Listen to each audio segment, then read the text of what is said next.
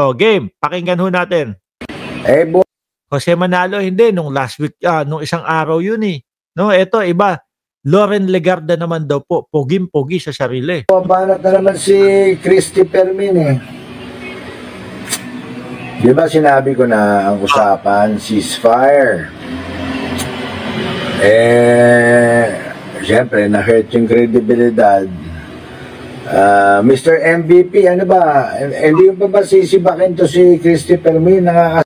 Pinapasibak na si Christopher Min. Tanggal, kasi binabanatan, nire-resbakan siya. Pati si Alan Keyo, mga bossing, binanatan na po at ipaparinig ko po sa inyo yung banat ni Anjo Eliana kay Alan Kay. Lahat na po yata ng taga Itbulaga, babanatan nito para lang po umangat yung kanyang YouTube channel o kung ano man, TikTok na yun, kung saan man siya nagbablog. Sira to sa istasyon nyo. Puro paninira. Ayaw akong pasalitain dyan. Dito nila ako magsasalita. sa Christopher Min. Natural. Kanilang ano yan. Kanilang istasyon yan. O kanilang channel yan. Kanilang programa yan. Di ba? Ganun talaga. Di ba ang sabi ko? Siraan niyo ako. Magkikwento ako. Okay, ito na. Ayan, magkukwento na naman ho. Parang lahat ho yung sinasabi ni Anjo Eliana, puro kwentuhan lang po, ano? Pero tayo po kasi, na mga DDS, hindi po tayo madadala sa mga kwentuhan na ganyan. Gusto po natin yung may mga nakikita o may mga ipinapakita silang ebidensya bago po natin paniwalaan. Di ba? O eto, pakinggan nyo ho si Tikboy. Magkikwento na ako. Ready? Ready na ba kayo? Okay, here we go. Andito tungkol sa chicks. Tungkol to sa kaibigan niyan, chicks. Yan. Tito Sen na naman. Ayun, kanina si Tito Sen. Na ang sabi, doon po, nung nandun tayo sa Mark Ramos channel, ang sabi ni Anjo Eliana, tinuturuan daw silang PUTA, no, doon sa Macau ni Tito Sen. So ito, Tito Sen pa din ho, mga bossing. Kaya lang ang pansin ko nga ho dito kay Anjo Eliana, mga bossing, hanggang ngayon po wala pa din pong napapangalanan. No? Para puro salita lang po, puro sabi lang po, mga bossing. Yung sinasabi niya, kabit ni Tito Sen, 3 daw, na naging kabit din ni bossing, naging girlfriend daw ni bossing. Hanggang ngayon po wala pa din pangalan. Yung isang beses na sinasabi niya, papangalanan niya na daw, si Rudolph, the red-nosed reindeer naman po. Si Frosty, the snowman. Sino pa yung isa? Si Chabit Singson naman daw ho. O biruin mo yun, mga bossing. O sige, ngayon, love life naman niya daw ho, mga kababayan. Naalala ko isang beses, kaming dalawa lang ni Tito Sen, nasa Manila Southwoods. Nag-uusap kami. At mayroong pinapareto sa akin na chicks. Grabe. Siguro, siyempre, ta-artits. Uy, kaya mo yun, ta-artits ka. Sabi ni Alaga sa'yo, papansin ang sinto-sintong laos. Sabi sa'yo ni Rowena Sanchez, ito yung klase ng tao na pag singing kainin, ang dumi pag sinabing kainin, ang dumi kakainin niya kasi bobo daw siya, si Anjo Eliana. Sabi sa akin baka gusto mo, ikaw na ang ligawan mo to kasi naghahanap ng ng partner sa buhay, nalulungkot. Sabi ko, sino ba yan? Si Senator Loren Legarda. Naku po, ayan. Ibinubugaw daw. Hindi, mali naman siguro yung sabihin ko na ibinubugaw daw. No, inirereto. No, kung wala naman jowa si Senator Loren Legarda, ano namang masama kung sabihin na, Tikboy, kausapin mo si Senator Loren Legarda, ang gusto lang niya naman, may makakakwentuhan at magkaroon na makakasama sa buhay. Tingin ko wala namang masama doon, boss. Opo, si Senator Loren Legarda. Kasi sabi ko, di ba may asawa yan? Wala na daw. Di ba? Kung wala na, kung hiwalay na din, di ba? Wala namang masama.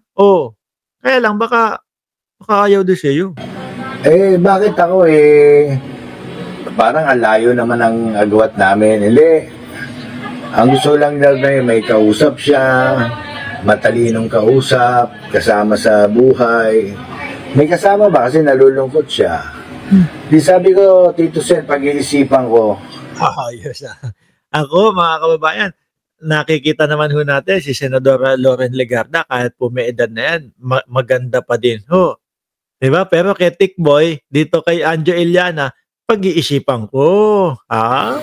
Anyway, after every Sunday kasi kami naglalaro niyan sa Southwoods. Sabi ni Shiro Kanzaki, tignan natin ang reaksyon ni Senadora Loren Legarda. Tingin ko hindi lang papansinin ito. No? Baka matawa lang. Dahil po doon sa series ng mga taong mga binibira ni Anjo Iliana at sinasabi, yung iba nga natatawa na lang. Baka hindi na lang din po pansinin. Diba? Chris Angel, feeling naman ito, iniwan ka ng asawa mo dahil siguro sa ugali mo. Kiss and tell ka. Tama lang yung naging role niya sa Over the Backward.